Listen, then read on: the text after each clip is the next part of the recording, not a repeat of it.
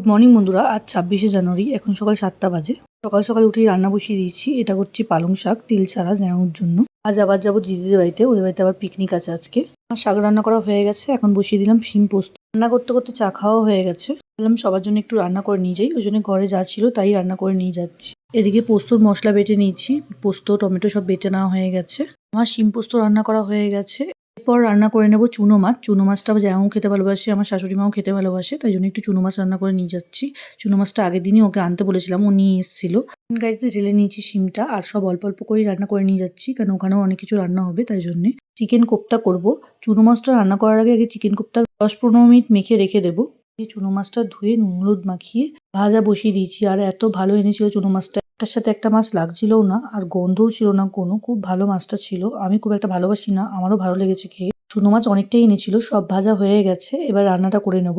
বেগুন দেবো না, আলু টমেটো আর একটু পেঁয়াজ দিয়ে করব। এই হালকা পাতলাই করব, বেশি কষা করব না, কেননা জামাইও খুব একটা খায় না। আর চুনো মাছে একটু তেল দিতে হয়, নাহলে বাজে লাগে খেতে। চুনো মাছ রান্না করতে করতে মাংসের মশলাটাও বেটে নিয়েছি, কেননা কখন কারেন্ট চলে যায় তার ঠিক নেই। আমাদের এখানে প্রচণ্ড কারেন্ট যায়, তোমাদের আগেও বলেছি।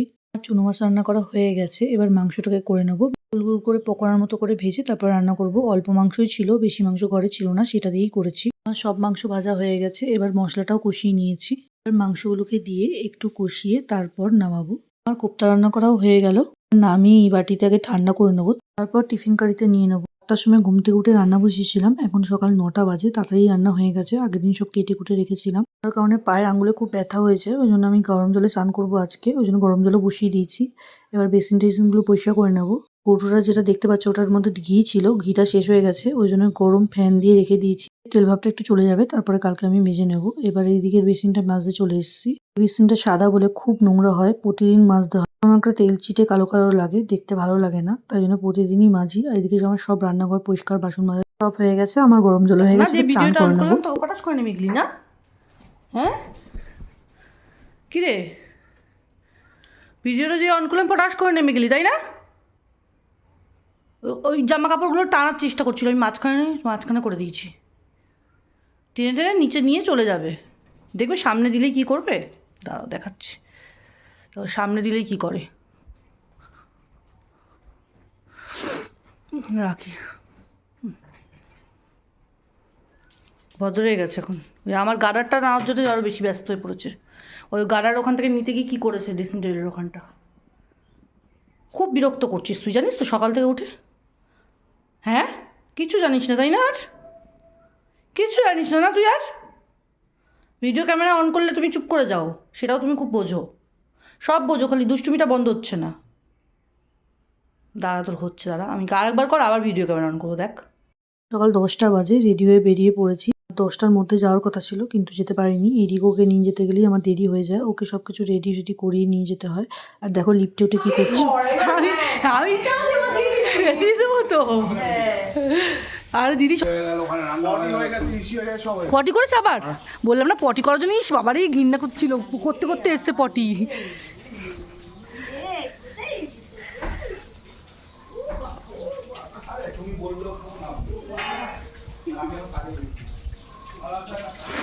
কটা এসছো তুমি? আমি তো কাল রাতে যে বিয়ে বাড়ি ও এখানে চলে এসছো, হ্যাঁ যাও বললো। হ্যাঁ, অনু কখন এসছো? অনু 9টায়। হ্যাঁ? অনু 9টায়। অনু তো এই 9:30 আসবে। চিটু দিয়ে গেল নাকি? হ্যাঁ, শুধু দিয়ে খেয়ে চলে গেল না, রাধুনি আর কি করবো। এখানে আস্তে আস্তে 10:30 বেজে গেছিলো। আজ রিকুকে নিয়ে আসতে খুব কষ্ট হয়েছে আমার। ওকে গাড়িতে ওঠাতেই 10 মিনিট লেগে গেছে। কেউ যদি উঠিয়ে বসিয়ে দেয় না আমি ওঠার পর, তাহলে অসুবিধা হয় না। ওকে উঠিয়ে তারপর আমার নিজে উঠতে হয়, তার জন্য খুব অসুবিধা হয়। ও নেমে যাওয়ার চেষ্টা করে। আর আজ আমরা সারাদিনই থাকবো না, তাই জন্য রিকোকে নিয়ে আসতে হয়েছে। যাওয়ার পরে দিদি বললো যে বাচ্চাদের খেতে দিতে, তাই জন্য বাচ্চাদের খেতে দিয়ে দিলাম। বাচ্চারা তখনও খায়নি, প্রায় 11টা বাজতে চললো তখন, তাই জন্য এইসব কেটে কুটে দিয়েছে। আর মায়ের এদিকে দায়িত্ব পড়েছে আজকে রান্না করা, তাই জন্য মা এদিকে রান্না করছে। আজকে অনেক কিছুই রান্না হবে। এদিকে মেজদা ভাই আমরা পাচ্ছিল চাটনি করা হবে বলে, আর অনু ভালোবাসে আমরা খেতে, মানে ও টক খুব খায়, তাই জন্য অনুর জন্যও পেরে দিচ্ছিল আর চাটনির জন্যও পাচ্ছিল। আজকে আমি আর শাড়ি পরে আসিনি, আজ রিকোকে নিয়ে আসতে হয়েছে। আমার শ্বশুর বাড়ি থেকে দিদি বাড়ি একদম একটুখানি রাস্তা। এই কুর্তিটা প্লেন কুর্তি, কিন্তু আমার পরতে খুব ভালো লাগে। ওপরে একটা কোট আছে, ওটা আমি পরিনি, ওটা আর পরতে ভালো লাগছিল না। বাড়ি থেকে প্রায় 15-20 মিনিট লাগে বাইকে। আর কাঁচরাপাড়ার যা অবস্থা, চারিধারে এত জ্যাম রাস্তা, ওই জন্য আরও সময় লেগে যায়। টোটো করে আনতে, কিন্তু আমি বারণ করলাম, কেন রাত্রেবেলা সেই আমাদের বাইকেই নিয়ে যেতে হবে। আবার সকালবেলার জন্য টোটো করে কেন নিয়ে আসতে যাব। হ্যাঁ মেজদা ভাই কষ্ট করে কথাবার্তা কি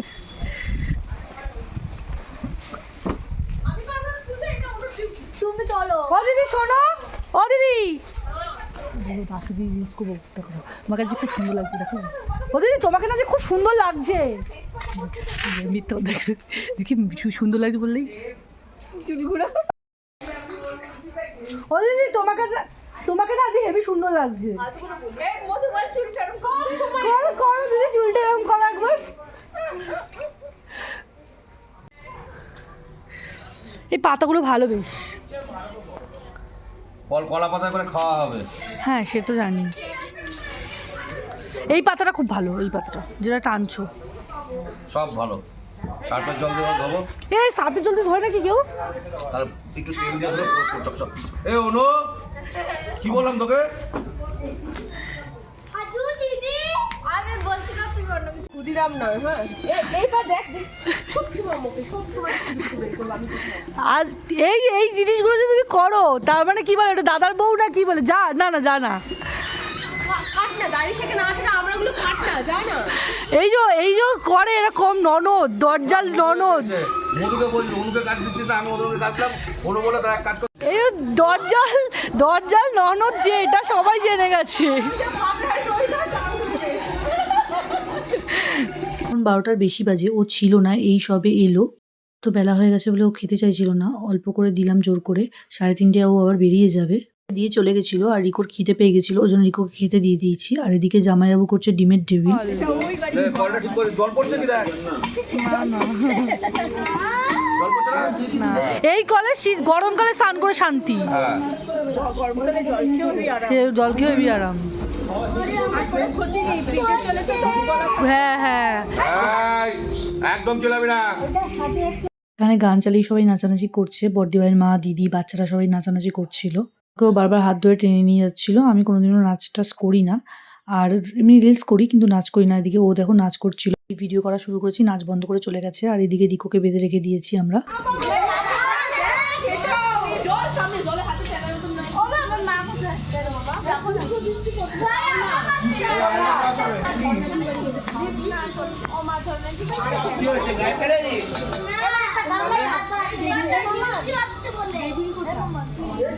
কুর্তিটা নীল বলে গায়ে কিছু লাগলেই কেমন সাদা সাদা হয়ে যাচ্ছে, আর দেখতে বাজে লাগছে, ওই জন্য খুলে নিলাম। খুলে এই কুর্তিটা দিদির পরে নিলাম। এই কুর্তিটাও সুন্দর।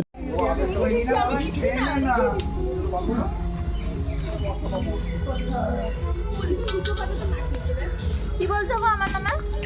প্রথম ব্যাচে বাচ্চারা সবাই খেয়ে নিয়েছে, আবার এখন দ্বিতীয় ব্যাচ বসেছে। মেজদি ভাইয়ের বোন, মেজদি ভাইয়ের মা আর গদন বসেছে খেতে। আজকে রান্না হয়েছে ডিমের টেবিল, সর্ষে পোস্ত দিয়ে রুই মাছ, আর মাংস রান্না হয়েছে, তার সাথে চাটনি, পাঁপড়, মিষ্টি, আর শেষে সবাইকে হাজমোলা দেওয়া হয়েছে। কি খাওয়া হয়ে গেছে, আমাদের এখনো খাওয়া হয়নি। এই দিদি, অনু, মেজদা ভাই, মেজদি ভাই সবাই একসাথে বসবো। প্রথম ব্যাচটা খেতে দিয়ে ও খেয়ে অনেকক্ষণ আগেই চলে গেছে। আমার বাবা আমার পাটা আমার লাগছে না ঠান্ডা, আমি কেন সারা রাখবো? ঠান্ডা লেগেছে ভিতরে, বাইরে লাগছে না। না বাইরে লাগছে না, ভেতরে লেগেছে। বাইরে কেন লাগছে? দেখ হ্যাঁ? এ আকাশ, তুই দেখ না এদিকে। চল আর তো স্টার্ট কর। সন্ধ্যে 7টা বাজে, দিদি চা করে নিয়ে চলে এসেছে। আমি তো চা খাবোই না, অনু আর দিদিও খাবে না, বাড়ির সবার জন্য করেছে। কে মা আর জামাইবাবু খাবে। এদিকে রিকো এতক্ষণ বাদে ঘুমালো, রিকো এতক্ষণ ঘুমায়নি, এত লোকজন ছিল বলে। জ্ঞান হয়েছে তবে থেকে আমার মাকে রেখেছি 8টা বাজলে আমার মার মা না 8টা বাজে আমারও ঘুম হ্যাঁ, পায়। সন্ধ্যাবেলা কি ঘুম পায় বাপ। একটু সন্ধ্যে অব্দি ঘুমাস আমার সঙ্গে। সব বাজার ঘাট মুদি সদা সব বলবে করে দিয়ে গেছে। করে দিয়ে যাওয়ার পরে করে দিয়ে গেছে। তারপর তোমার ফোনে কল করো কাউকে, তারপরে ইসে করো, দেখো তোমার ফোনটাকে একটা করাই হলো। তুমি খাবার নিয়ে ঘুরে বেড়াচ্ছ নাকি তুমি ওর?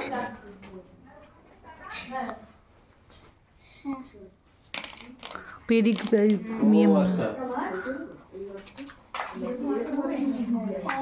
দাদা আবার খিদে টিদে পেলে এবারে তো এখানে তো পট করে ঢুকে গেল। ঠিক আছে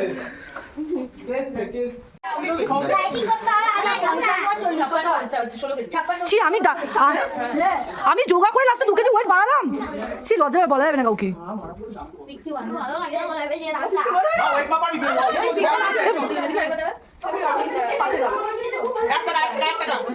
এই মায়ের ওরটা বাবা, তো মায়ের ওরটা, হ্যাঁ এই তো বলতে চাচ্ছিলাম। মার বেশি না, মার বেশি না, মার বেশি না। কিছু না ওই 50 এত খারাপ এটা খারাপ এত রোগা হচ্ছে নাই 49 রক্ত জমা না কাউকে 49 না রক্ত এত ছোট যায় ও এর সাথে কিভাবে কথা বলে এই ভিডিও ওই খায় ভিডিও না দিলে পারবে এই বাড়ি চল বাবা এত তাহলে আমরা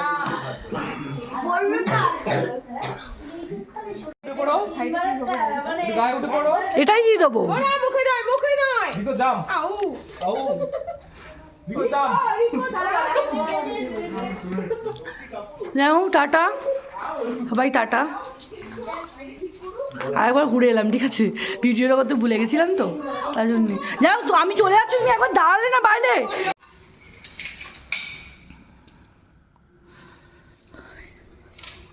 রিকো বসো বসো বসো বসো, রিকো বসো।